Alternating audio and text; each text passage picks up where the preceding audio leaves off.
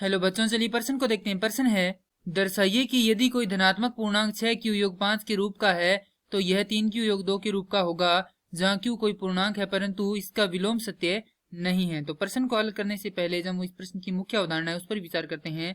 तो इस प्रश्न के लिए जो मुख्य अवधारणा है वह हो जाती है विभाजन एल्गोरिथम, अर्थात हम यहाँ पर जो विभाजन एल्गोरिथम प्रमेय है उसका उपयोग करेंगे। तो विभाजन एल्गोरिथम, तो इस प्रमेय के अनुसार यदि हम कोई धनात्मक पूर्णांक a व b लेते हैं तो इनके लिए हमेशा ही कोई अन्य जो राशियां q व r हमेशा विद्यमान रहती है। कोई पूर्णांक q व r हमेशा विद्यमान रहते हैं, जहां पर a क्या है, भाज्य है, b भाजक है, q भागफल है तथा r क्या है, शेषफल है।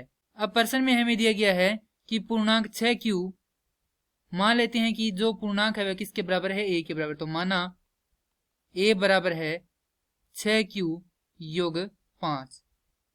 तो यहां से हम देखें तो a बराबर, इसे हम इस प्रकार लिख सकते हैं 6q योग 3 योग 2।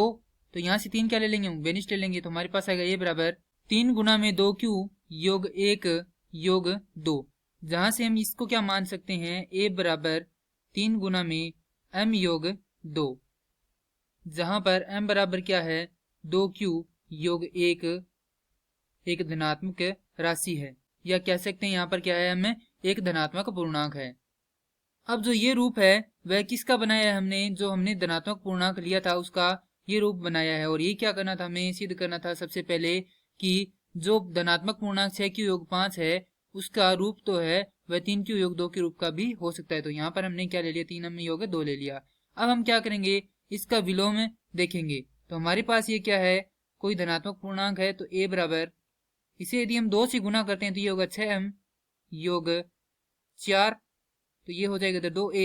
तो 2a बराबर 6m योग 4 आएगा। अब यहाँ पर हम चाहे m का कोई भी मान रख लें, हमारे पास ये जो पूर्णांक है पुनः प्राप्त नहीं होगा।